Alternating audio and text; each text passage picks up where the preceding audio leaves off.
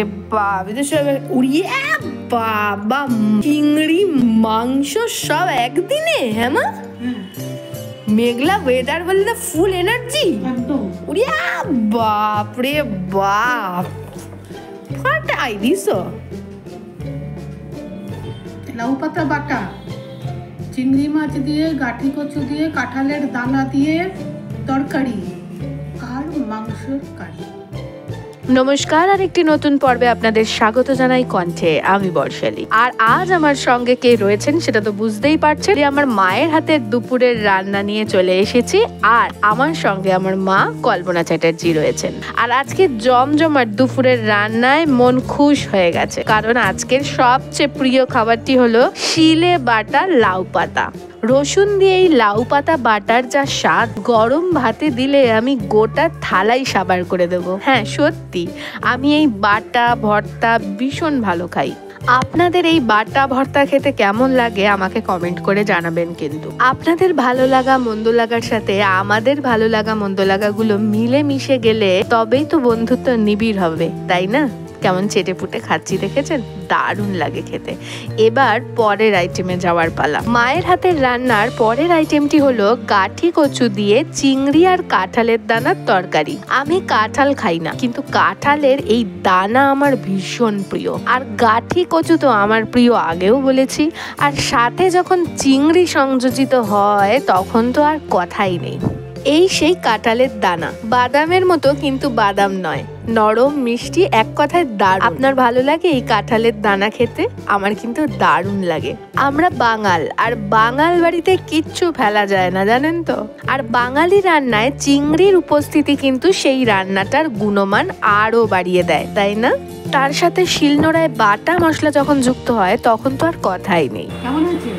কেমন হয়েছে আর বলতে লাগে? আমার অভিব্যক্তি বলে দিচ্ছে কেমন লাগছে। আপনারা বুঝতে পারছেন তো? দারুণ, এক কথায় দারুণ। কিন্তু আপনারা যারা খান না এই ধরনের তরকারি, তাদের জন্য বলি আমার প্রত্যেকটি পর্বগুলো কিন্তু মন দিয়ে দেখবেন। রোজ দেখতে দেখতে খাওয়ার ইচ্ছে বাড়বে, বুঝলেন? গাঠি কচু একটু হরহরে, তাই দলা পাকিয়ে বাগাতে একটু অসুবিধা হয় আর, কিন্তু সুস্বাদু খাবারের কাছে এটা কোনো ব্যাপারই নয়, তাই না? আপনারা কি বলেন আমাকে কমেন্ট করুন। যত বেশি কমেন্ট করবেন আমার তত বেশি ভালো লাগবে। বর্ষা এসে গেছে, গরম ভাব কমে গেছে, মাঝে মাঝেই বাইরে ঝিরিঝিরি বৃষ্টি। আর এরকম ওয়েদারে দুপুরের খাবারটি যদি হয় মনের মতো, তাহলে আর জীবনে দুঃখ থাকে না, কি বলেন? আসলে আমার জীবন মানেই খাওয়াটা চাই। হ্যাঁ, এটাই আমার ইউটিউব চ্যানেলের নাম। খাওয়া দাওয়া বাদ দিয়ে জীবন চালানো যায় না কি বলুন তো? একদম যায় না। কেউ বাঁচার জন্য খায় আর কেউ খাওয়ার জন্য বাঁচে। আমি কিন্তু খাওয়ার জন্য বাঁচি। আর আপনি যদি আপনিও আমার মতোই খাওয়ার জন্য বাঁচেন, তাহলে আমার ফেসবুক প্রোফাইল বর্ষালী চ্যাটার্জি আর ইউটিউব চ্যানেলটি খাওয়াটা চাই একদম আপনার জন্য। ফলো আর সাবস্ক্রাইব করে সঙ্গে থাকবেন, যাতে আমরা একে অপরের সাথে জুড়ে থাকতে পারি অনন্তকাল। কি থাকবেন তো? যদি আপনি ইউটিউব থেকে দেখেন তাহলে ডেসক্রিপশনে আমার ফেসবুক আর ইনস্টাগ্রামের লিংক দেওয়া রয়েছে, ক্লিক করে দেবেন। একবার ফলো করে দিলে আরো অনেক বেশি জুড়ে থাকতে পারবো আমরা। আজকের পর্বের একদম শেষ পর্যায়ে চলে এসেছি। শেষ পর্যায়ে রয়েছে চিকেন কষা। বুঝতেই পারছেন খাওয়া শুরু করে দিয়েছি অনেকক্ষণ। আপনারা যারা আজকে প্রথমবার দেখলেন তাদের জন্য বলে রাখি, আমি কখনো মায়ের হাতের রান্না, আবার কখনো স্ট্রিট ফুড নিয়ে কণ্ঠে উপস্থাপনায় থাকি আমি বর্ষালী। কখনো সঙ্গে থাকেন আমার মা কল্পনা চ্যাটার্জি, আবার কখনো সঙ্গে থাকেন আমার বান্ধবী মোনালিসা মজুমদার। আর প্রত্যেক দিন সন্ধ্যে 6:30 গপ্প হয় আপনার সাথে। পর্বটি কেমন লাগলো অবশ্যই জানাবেন। তুমি চিকেন খেলে না? আমি তো চিংড়ি মাছ খেলাম। মা আবার চিকেন ভালো খাও না। টক দই, ঠান্ডার মধ্যে টক দই।